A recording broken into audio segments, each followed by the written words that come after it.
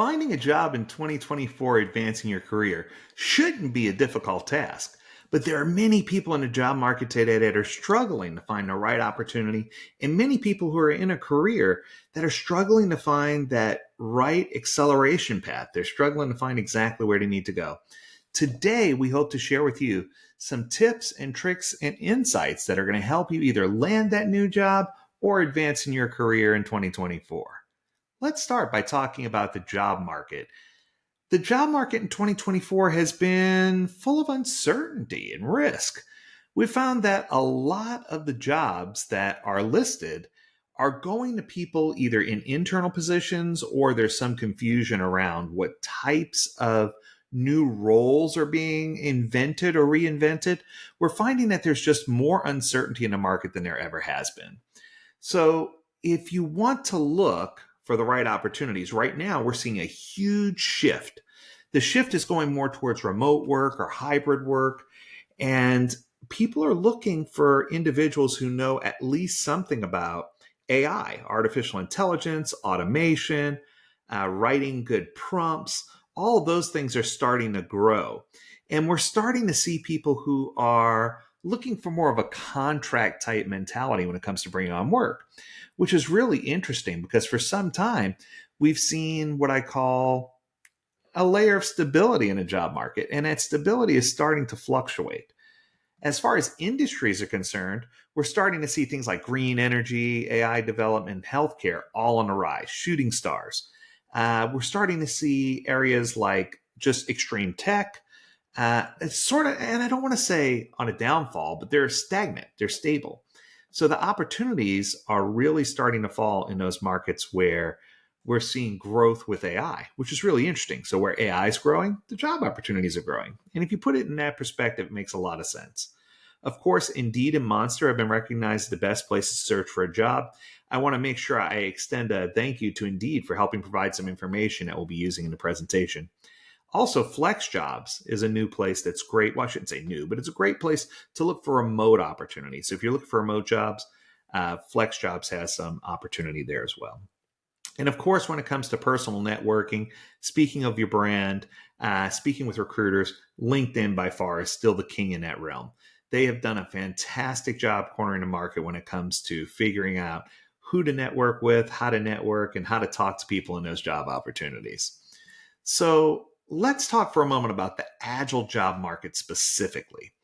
So we did a quick search. I shouldn't say quick search. We did some quick research and found out that Indeed currently has, as of February of 2024, 78,522 jobs that had Agile listing created. So it was jobs that had Agile either in a listing, or it was a listing for an Agile job. The salary range for those jobs ranged anywhere from $80,000 to $242,000. So we did see an increase in the salary since the last time we did this report. And those are just for the jobs with salaries listed. There were some jobs that didn't have salaries listed. Of course, we obviously couldn't factor those in. Most positions, though, were looking for people in the mid-tier. They were looking for people with 5+ years experience. They were looking for people with certifications, which is also really interesting.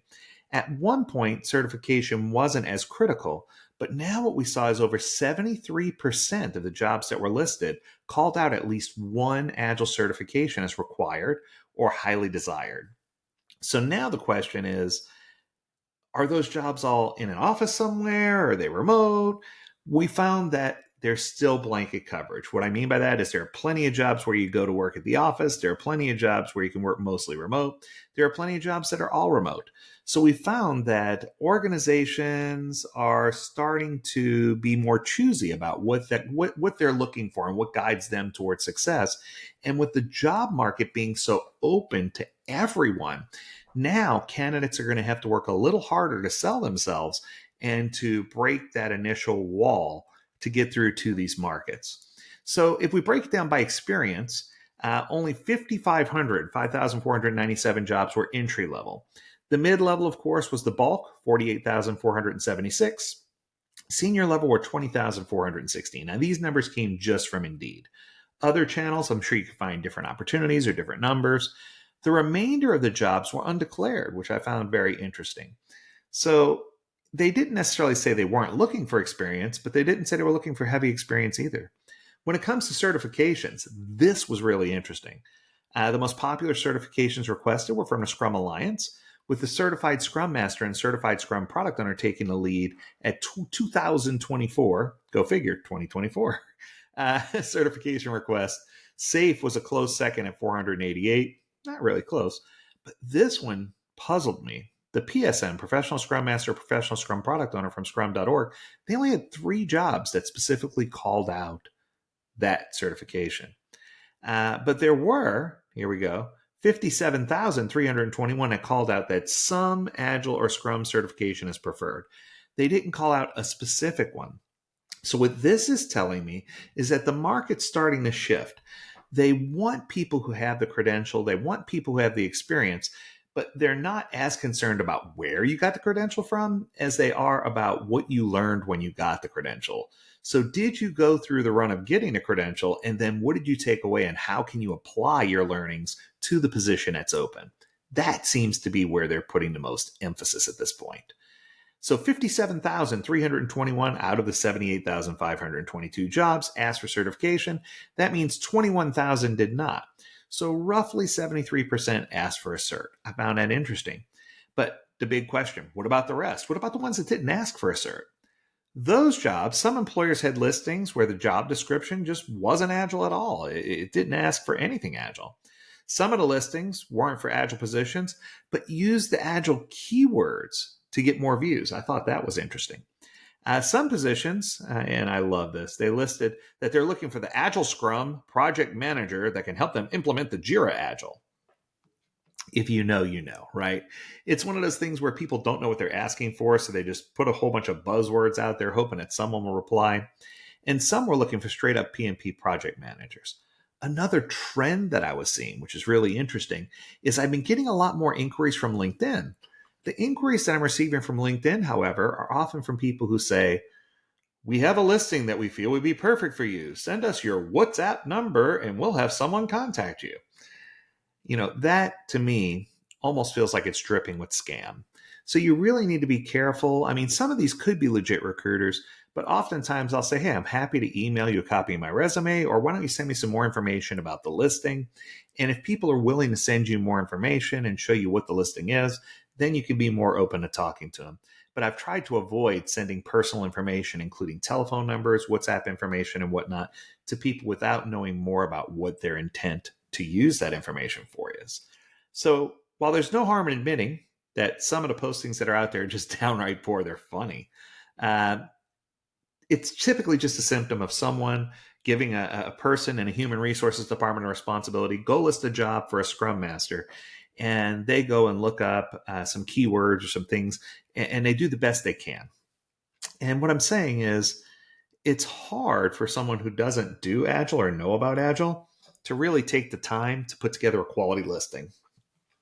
So we're starting to see some of the listings that are excellent, impeccable, and we're starting to see some listings where there's a lot of deviation from what they really want. And I think this begs just a moment to talk about the difference between accountabilities and responsibilities. So responsibilities are what they're asking for in the credentials that they're listing. Must have or highly desired, 4-year college degree, etc. You know, will be responsible for the following things, A, B, C, D. Accountabilities, on the other hand, are once you start the position, the things that they're actually expecting you to do.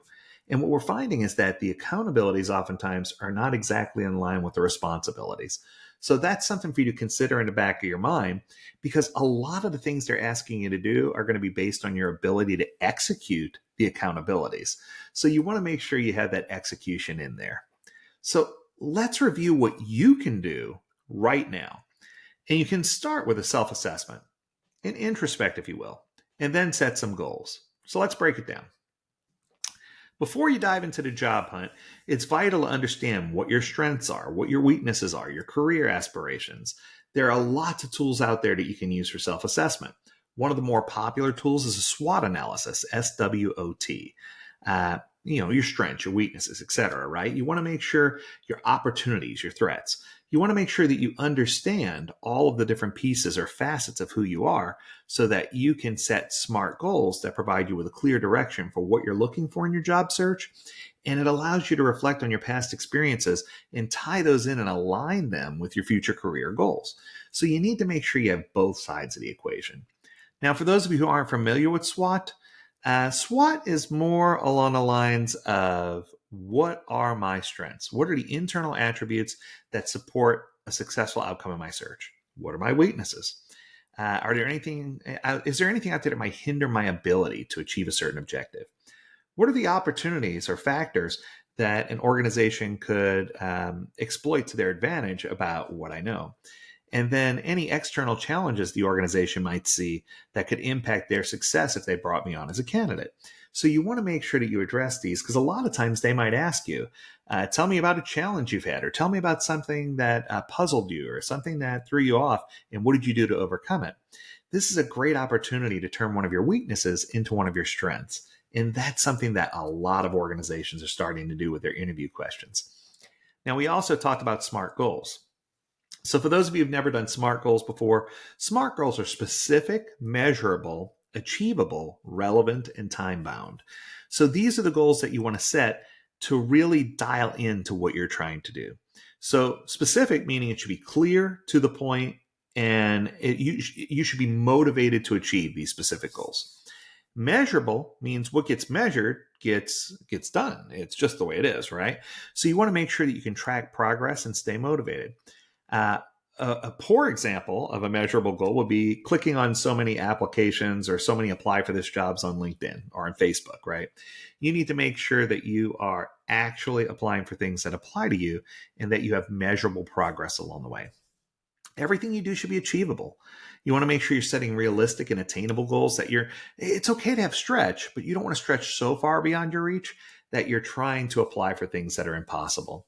You want everything to be relevant, to bring you to the direction that you're trying to go, and you want to make everything time bound. I always set a target date and say, if I don't hear back from this date, I'll set up replies, I'll set up things that I can do within my network. So you want to make sure that you set clear deadlines for these goals as well. That's going to help you get to where you need to go. Now, once you've done your internal analysis and once you've set your goals for what you're trying to achieve, then you can start building those relevant skills. Now, when you're talking about building relevant skills, I'm not just talking about people who are searching for an opportunity. Upskilling has now become mandatory. It's not optional anymore. We need to make sure that as the job market continues to evolve, that you are keeping up with, if you're in technology, a new programming language. If you're not, getting certified in data analysis, improving your soft skills like communication and leadership. There's so many platforms and so many things like Coursera and LinkedIn where you could go and get those skills, Google courses, where you can get those credentials to help you stay competitive. And of course, there's certifications, and the certifications are important as long as you know the right ones to take. So when it comes to going for certifications, I think the key is to understand the advantage that certification can provide and choose the right certification that maps to the advantage you're trying to achieve. So here are the top 5 advantages of having an Agile cert. So number 1, you have increased credibility, right? Everyone looks at you and says, yes, they know what they're doing. Number 2, it makes your resume stand out. If you have the right certification, it's a good call out to my resume means something, I am in good shape. Number 3, increased compensation. People who have certifications do make more money. It's just a fact. It's the way that it is. And we need to understand that the right certifications can be the difference between securing a job and not securing a job, because you're keeping up with what the employers are seeking. What I can tell you is this is an interesting shift too. We're starting to see shifts from employers asking for those base level certifications to asking for the advanced level certifications. So we're starting to see employers highly desire the more favorable advanced certifications, because that means that not only do you know the basics, but that you know how to apply the basics. Really, really interesting. And then finally, the advanced credentials really are the path that they're looking for accelerated growth, especially if you get your advanced credentials from a very reputable place. So what we're looking at is in the past, the college degree used to win everything, right? The college degree won the battle. What we're seeing now is much like the college degree, those advanced certifications show your willingness to take a path of continual learning. So here's a couple of facts that we have to throw out there. Now, these are going to be to the advantage of the job seeker. Employers are currently struggling to hire and retain really great people. They are.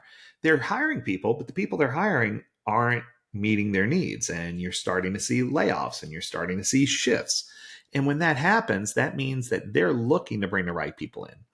So the certification path proves your willingness to follow their path of continual learning. You strive to get better, you strive to do more. And that's what they're looking for. They want people who are energized and excited about getting the work done. So, many cases, if you're currently in a job and you're looking to upskill, organizations are currently willing to pay for certifications to keep highly skilled people. In my last several certification classes, I've had multiple companies that have paid for their employees to get multiple certifications so that they could keep coming back and getting those credentials, because that's going to help them keep their employees happy, and that's going to help them keep those employees long term, right? Certifications are a great way to validate your own knowledge and skills.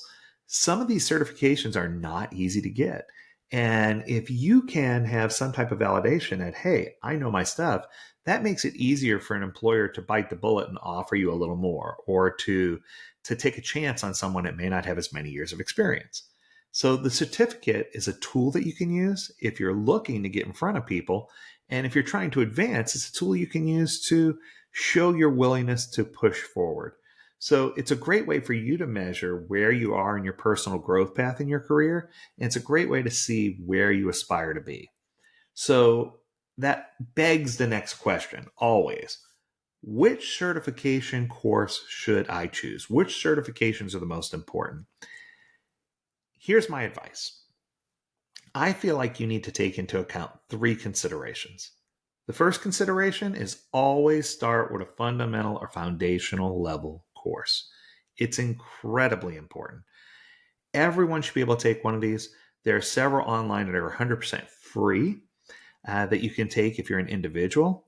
If you're an organization and you're looking at foundational level courses, make sure you find a training group provider or organization that provides a well-credentialed, well-qualified foundation level course, because this is something that you can take as a team or as a group or as a business unit to help get everyone on the same page. So even if everyone knows Agile and you hire people with experience, sometimes it's better to bring in someone just to do this foundations course to talk about the terminology and language you're going to use, how you're going to function, what your expectations are for Agile. What do you see it doing for the company?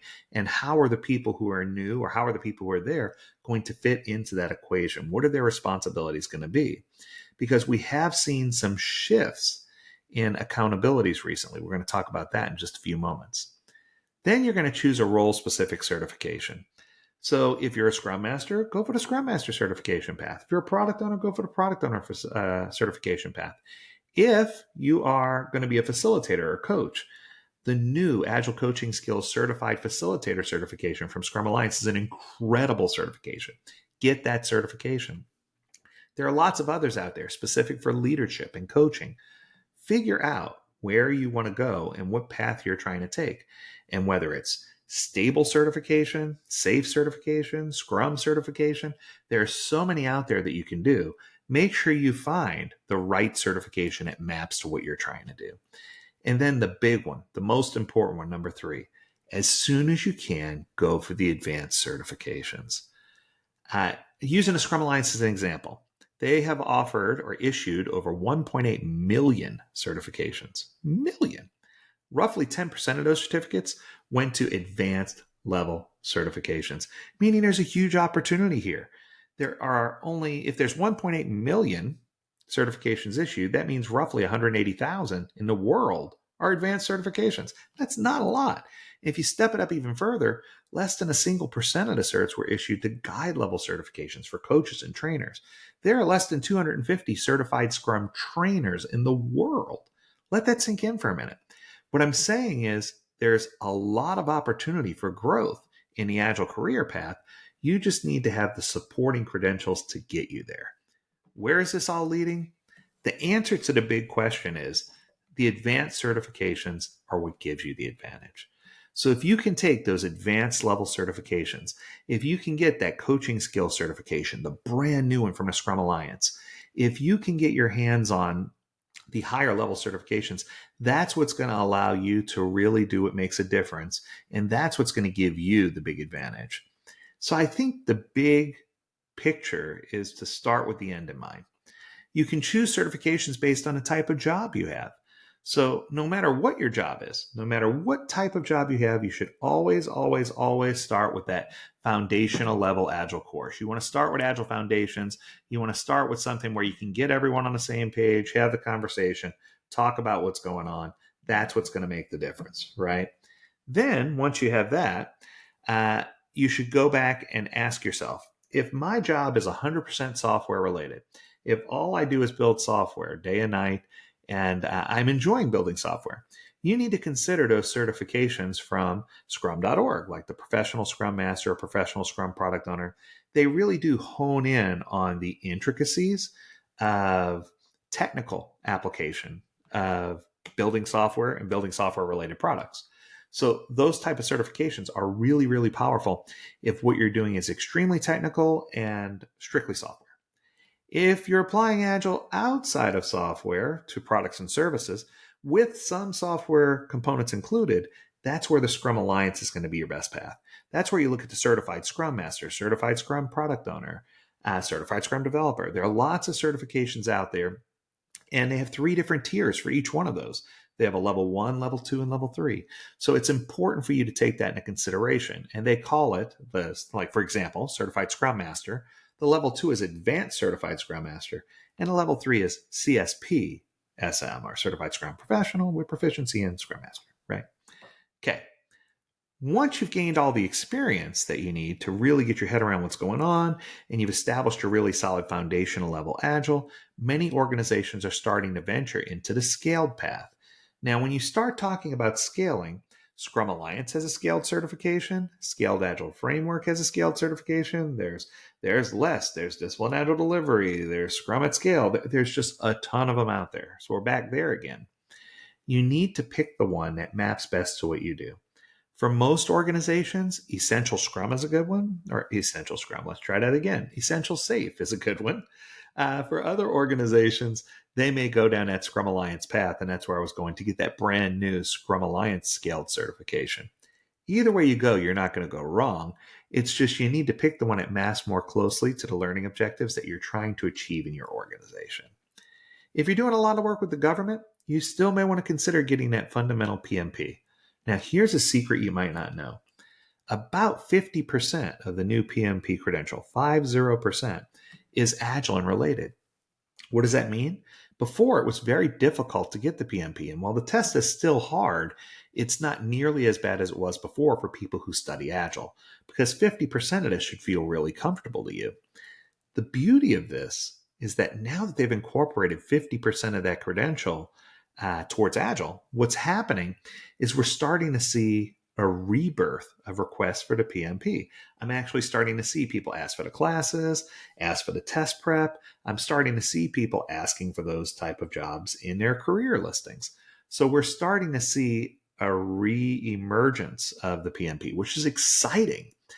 It's something that's been long overdue, in my opinion, because I do feel like the PMP is a gold standard of project management. There's a lot of things you learn in there that you'll never use, but there's a lot of things in there that you'll learn that aren't available anywhere else that you could use every day. So it's one of those things where that credential has seen ups and downs along the way. Right now, I think it's kind of in growth mode, which is exciting, especially since PMI is starting to embrace AI and other things. You're starting to see that credential become what it once was. You're starting to see people gain respect for it again, which is a good thing because it's not the separator between waterfall and Agile anymore. There are some Agile components, many Agile components to the PMP credential. And then, of course, no matter which one you go for those advanced certifications as soon as you can. The latest techniques are what's going to separate you from everyone else, right?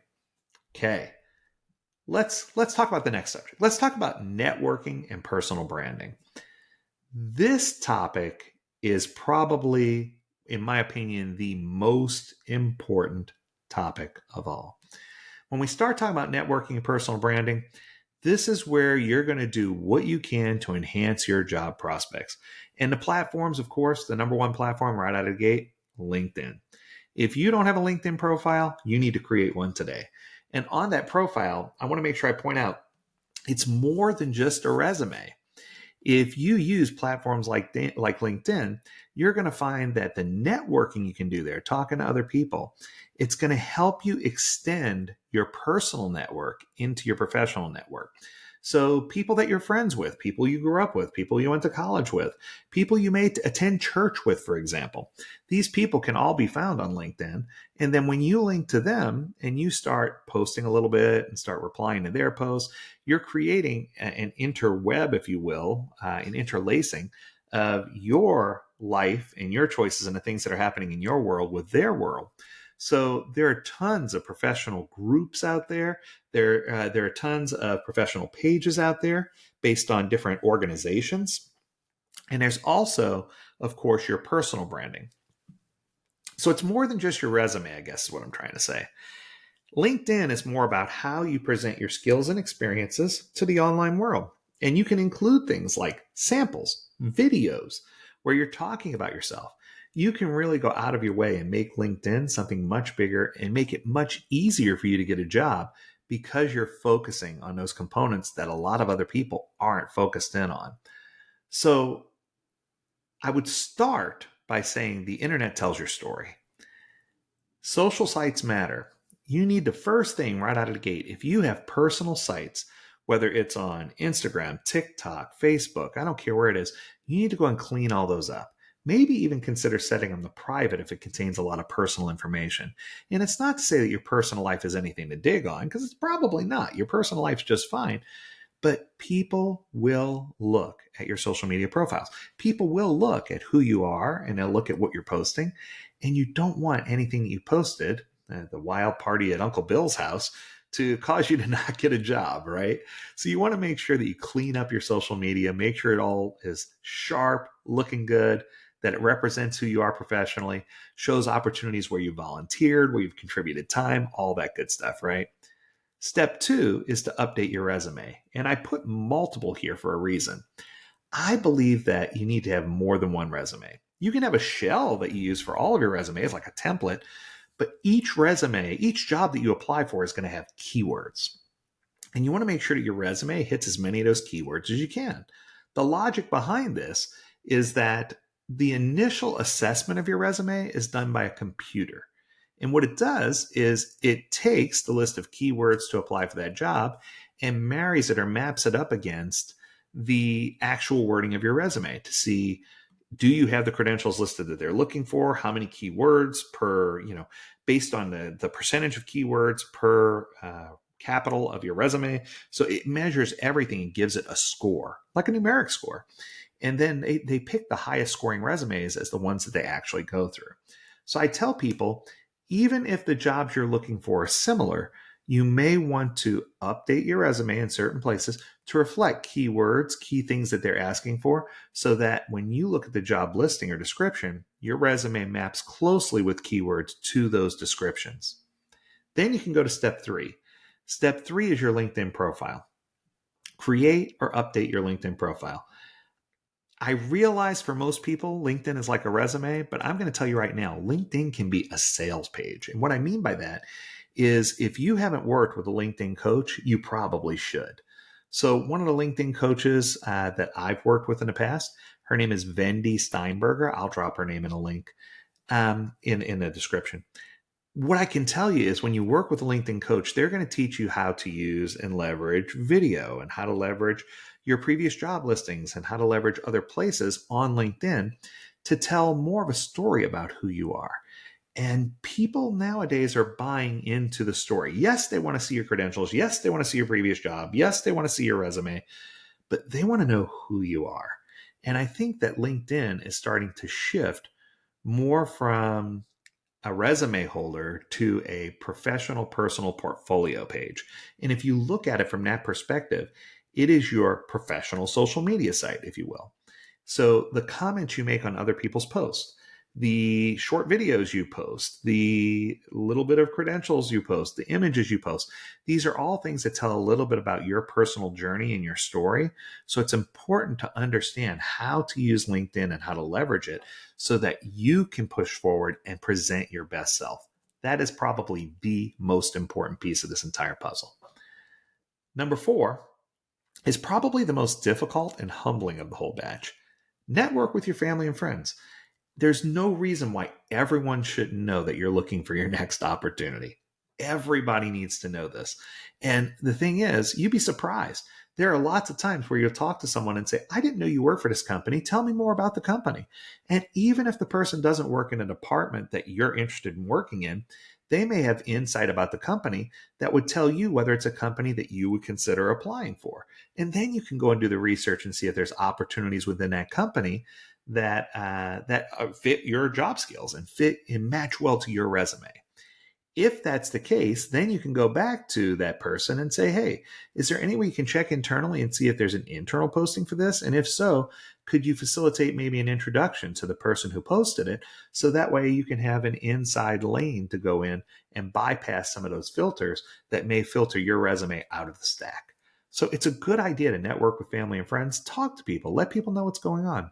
And then finally, once you have all that done, don't be bashful about reaching out to professional recruiters. An example of this would be Apex Systems. I've used them a million times for friends and family. And what I can tell you is it doesn't cost you anything to use the services of a professional recruiter. In the end, you end up getting a better salary in many cases. So sometimes it actually pays you to use the recruiter, even though they get a commission when they do put you on somewhere. That's full transparency, right? The employer may not have known about you at all had it not been for that recruiter. So strong recruiters, good recruiters, are definitely something you want to consider. It's definitely something you want to look into because they have the power to get you in front of people that you may not have the power to get in front of yourself. That's their job, for crying out loud. So what it boils down to is you need to be smart about what you post on social media. You need to be smart about who you affiliate with and what they're known for. You need to be smart about understanding how companies are using social media as part of their hiring process. And you need to make sure you're doing these 5 steps to get the best representation of yourself out there. So everyone who sees this knows exactly who you are and why they need to hire you, because that's the important piece. That's the awesome piece. So let's get into the effective job search techniques. This is where I find people fall short. People know the jobs are out there, but if you go to job boards like Indeed or Monster, Glassdoor, those are a good start. But whatever you do, don't overlook the power of networking and referrals. The number one way to get a job is through networking and referrals. Tailoring your resume and cover letter, yes, I said cover letter, they're still relevant, for each application is crucial. Make sure that you're getting the right information for the right jobs to the right people. Tailor your resume. Change things up a little bit. It's okay. You need to map to those keywords. Consider using all the social media platforms you can to showcase your professional expertise. Put together short videos, whether it's on Loom or YouTube, about how you execute certain things, or talk about projects that you've worked on, and leave out specifics, but talk about how you've changed things and how you've updated things and how your product ownership skills help lead to a world-class product or service. People get excited and they want to hear this.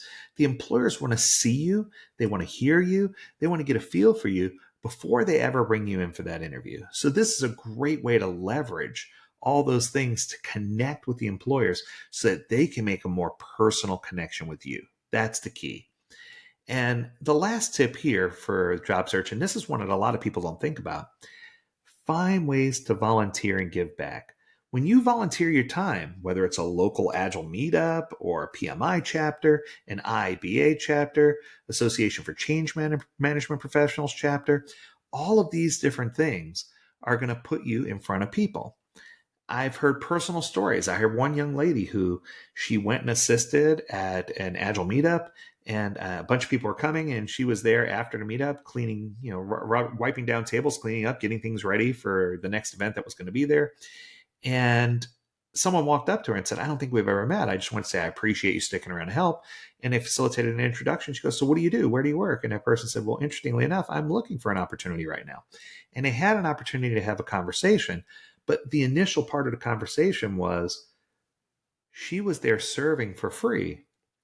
And that left this person, who was the hiring employer, with a very positive image of who this other person was, right? So you never know who you're going to meet at these. What I can tell you is there's a lot of leaders, a lot of hiring managers, a lot of people who attend all of these different meetups and events and chapter events for these different associations. And if you assist, whether it's at a local conference or make your presence known, right? Go and volunteer. You can let people know that you're seeking a new opportunity, and that's going to give you an advantage as well, because it's going to give you the opportunity to increase your network. So a lot of people have heard me say this before, but I'll say it again for you. Your network equals your net worth. You need to make sure that you're doing these networking things as much as you can, because the more you get your face in front of employers, the greater your opportunity to secure that next job. And of course, take on an internship at a company if you can, even if you're in there for 30 days without pay. This is a great way to get your foot in the door, work on a small project, show them what you can provide, and you can look for your ideal position from the inside once you're there. And that's the key. A lot of people don't take advantage of that. There are lots of opportunities for internships and other things that you can do, and you can learn about some exciting opportunities while you're there, and people can learn just how dynamic you are once you're in the door. So those are all great options for effective job search. The biggest and most important message that I can give you regarding your job search, it's more than just clicking the apply button. I've heard so many people tell me, well, I applied for 1,100 jobs last week. I'm like, 1,100? What did you do? These people just went on LinkedIn and pressed the apply button over and over and over again, without updating their resume, without updating anything. Just click apply and hope for the best, right? Sink or swim, I'm going to get a job. And what I can tell you is that technique never works. If you are not being picky or judicious about what you're applying for, if you're not being judicious about what you're interested in, you're going to get replies from things you're not interested in, and that's going to take away from your time and bandwidth to take care of the things that you could be interested in. If you use that same time just to volunteer, find an opportunity, or go to a meetup and be social and meet other people, that's going to be the key for you getting a job, the network. The other piece that I want to make sure I tell you is that a networking event to meet other like-minded individuals and to be introduced to recruiters should never cost you anything. So if you find that there's an event and they're saying, we charge $100 for you to attend, you don't need to pay $100 to attend an event. There's another event out there for free that you can go to. So whatever you do, don't get caught in a trap that you need to pay to present yourself to other people. That's not true. There are way too many recruiters out there. And if you're looking for one, hit me up. I'll give you the names of some recruiters that you can contact, and they would be happy to look at your resume, to look at what's going on, and to give you some insight, to give you some valuable insight into what you can do to secure that next position. Once you are ready, the final step is to prepare for the interview. Now, preparing for the interview seems like it should be the easiest part, because the number one rule for preparing for an interview is to be yourself, to be who you are, to showcase your talents. And it doesn't matter whether it's virtual or in person, how you prepare is the key. So a couple of tips: research the company and the role that you're going for thoroughly. There's nothing more impressive than being able to go into a company, and when they say, do you have any questions for us? And you're able to say, I just learned that there was an acquisition or a merger between your company and another company.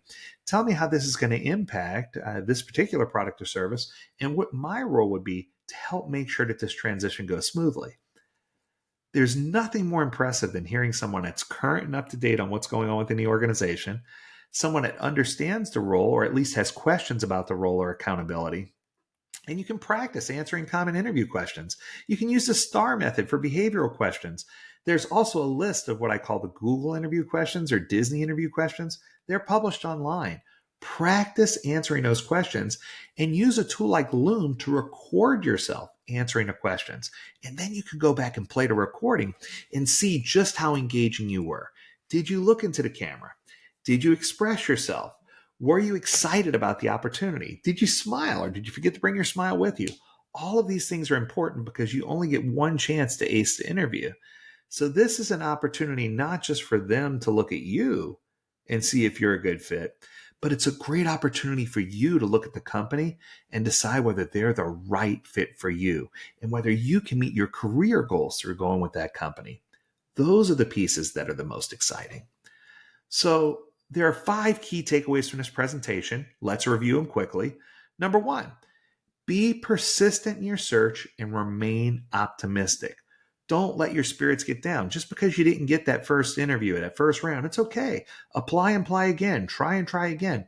Update your resume. Try to get that score higher. Many times when you don't get an interview, it has nothing to do with your qualifications. It has everything to do with your resume not scoring high enough in their resume queue. Update the resume with more keywords. Figure out ways to integrate.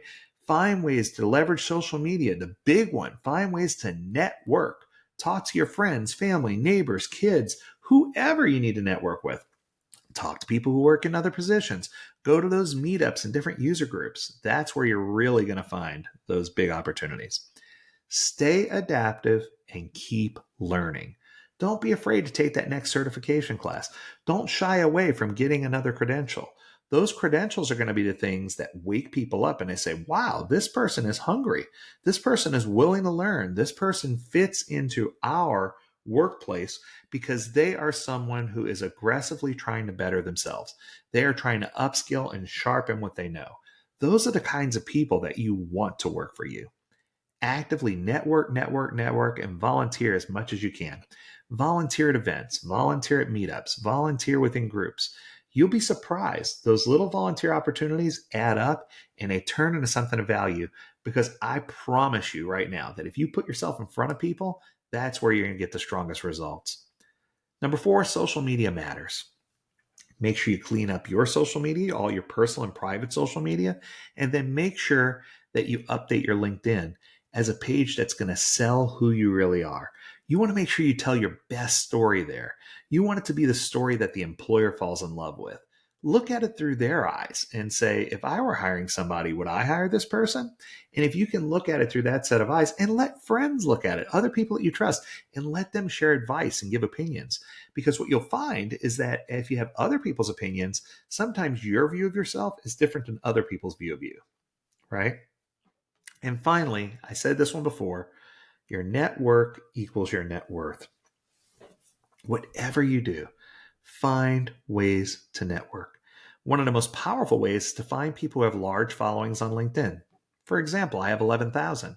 If I post something and you comment on that post and I reply, guess what? Everyone in my network sees that you commented on one of my posts because I replied.